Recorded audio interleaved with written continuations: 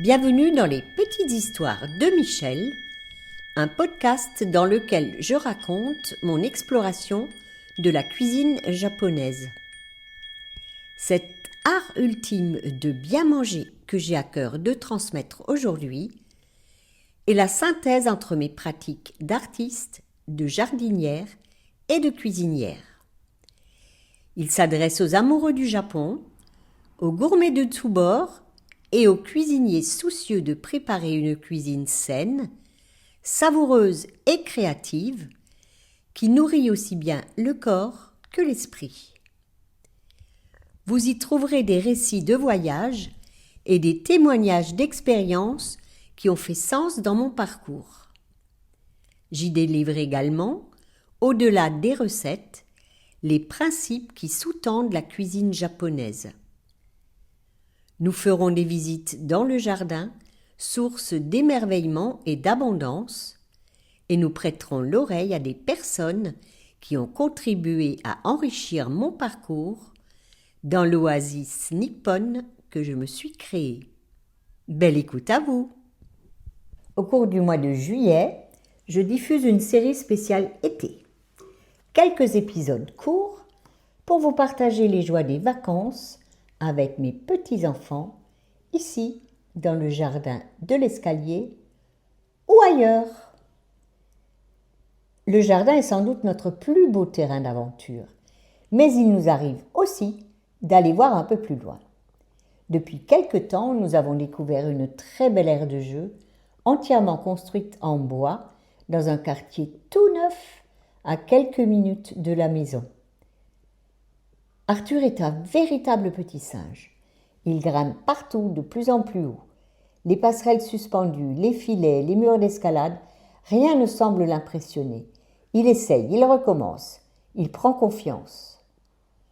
Nora, elle, a trouvé son bonheur ailleurs, la balançoire. Elle pourrait y passer l'après-midi entière. Encore, plus haut, Babette, encore plus haut. Je pousse encore, et c'est moi qui finis par fatiguer avant elle. Lors de son dernier séjour, elle a franchi une étape. Jusqu'alors, elle attendait que quelqu'un lui donne de l'élan. Et puis, par mes encouragements, elle a commencé à tirer sur ses bras, à pousser sur ses jambes. Petit à petit, elle a réussi à se balancer toute seule, exactement comme Arthur. C'est un tout petit événement, plus reposant pour moi. Mais ce sont souvent ces petites victoires qui font grandir un enfant et soulagent une grand-mère. À côté du stade municipal, nous fréquentons aussi une piste aménagée pour les rollers, les petits vélos et les trottinettes. En février dernier, ils avaient le circuit pour eux tout seuls. Les vacances parisiennes ne coïncidaient pas avec celles des petits Alsaciens. Sur le moment, je me suis dit que c'était idéal. Pas d'attente, pas de bousculade, toute la place pour jouer. Et pourtant, au bout d'un moment, je me suis rendu compte qu'il leur manquait quelque chose. Les autres enfants, leur présence change tout. Ils s'observent, ils s'imitent, ils se lancent des défis. Ils inventent des jeux ensemble, sans même avoir besoin de parler beaucoup. Je crois que les enfants apprennent énormément en regardant les autres faire. Ce jour-là, j'ai eu envie d'essayer moi aussi. J'ai emprunté la trottinette d'Arthur. L'expérience a été de très courte durée. Je me suis fait peur.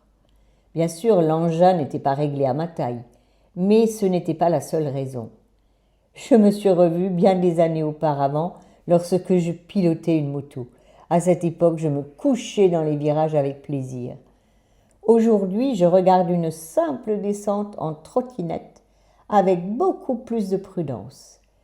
Le temps a fait son œuvre, je suis devenue une grand-mère. Et finalement, cela me convient très bien. Une autre sortie est devenue incontournable pendant les vacances, le Kids Park. C'est une immense salle de jeu couverte où les enfants sont lâchés comme de petits singes. Ils disparaissent dans les tunnels, réapparaissent un peu plus loin, grimpent, glissent, sautent, plongent, courent. Ils reviennent seulement quelques instants, le visage tout rouge, les cheveux trempés de sueur, le temps de boire un verre d'eau et de raconter, haletant, leurs exploits. Puis repartent aussitôt. Au début, Arthur voulait absolument que je l'accompagne. Je me suis prêtée au jeu, enfin autant que j'ai pu. Il fallait parfois se contorsionner pour passer dans des tunnels manifestement conçus pour des enfants de 5 ans et non pour une grand-mère. Arrivé tout en haut de la structure, Arthur m'a entraînée vers le grand toboggan. Je me suis installée à l'entrée en attendant qu'il vienne s'asseoir à côté de moi. Je pensais que nous allions partir ensemble. Au lieu de cela, il m'a poussée. Je suis descendue toute seule et je peux vous assurer que je ne m'y attendais pas. Nous avons éclaté de rire. Lui, en revanche, n'osait toujours pas se lancer. Il est resté longtemps impressionné par ce grand toboggan. Puis un jour, nous avons croisé des amis qui profitaient eux aussi des vacances avec leur petite fille Marcel. Les deux enfants sont partis jouer ensemble. Et c'est finalement Marcel qui a entraîné Arthur dans la grande descente. Comme quoi, parfois, un enfant réussit là où les adultes n'insistent plus. Une autre aventure nous attendait encore. Cette fois, elle tenait dans le creux d'une main. Arthur avait glissé dans sa poche la petite épée de l'un de ses personnages Lego préférés. Je lui avais pourtant conseillé de me la confier. « Tu risques de la perdre, Arthur. » Mais il était sûr de lui.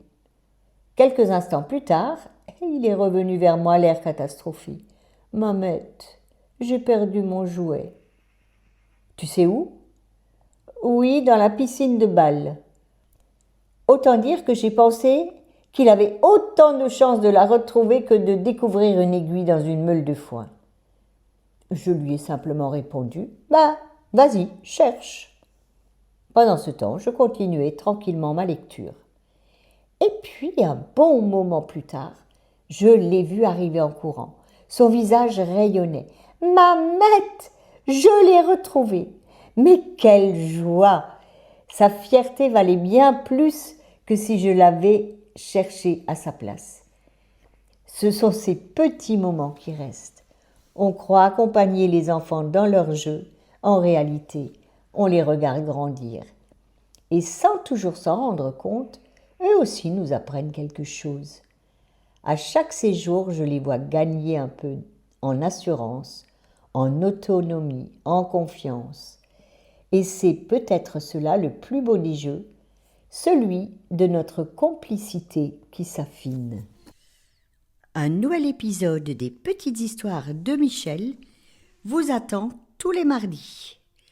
Pensez à vous abonner à ma newsletter pour continuer de voyager au Japon avec moi.